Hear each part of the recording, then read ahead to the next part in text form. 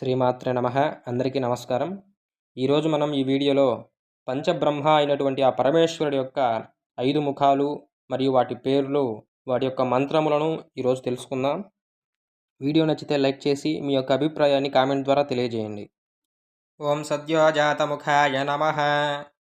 ఓం సద్యోజాతం ప్రపద్యామి సద్యోజాతాయ why నమో నమః.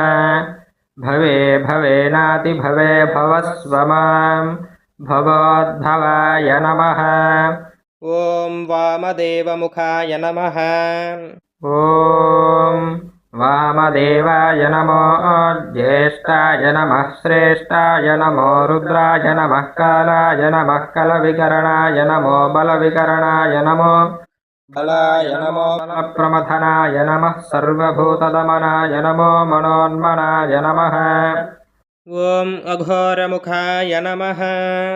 ఓం అఘోరేభ్యో తఘోరేభ్యో ఘోరఘోరతరేభ్యః సర్వేభ్యో సర్వేభ్యో నమస్తే అస్తు రుద్రరూపేభ్యః. ఓం తత్పురుషముఖాయ నమః.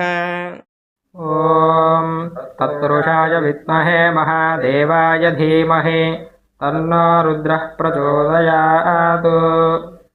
ఓం ఈశానముఖాయ నమః. ఓం ఈశానः సర్వవిద్యానాం ఈశ్వరः సర్వభూతానాం బ్రహ్మాధిపతిర్బ్రహ్మణోధిపతిర్బ్రహ్మ శివో మే అస్తు సదా శివోం. ఓం శాంతి శాంతి శాంతి.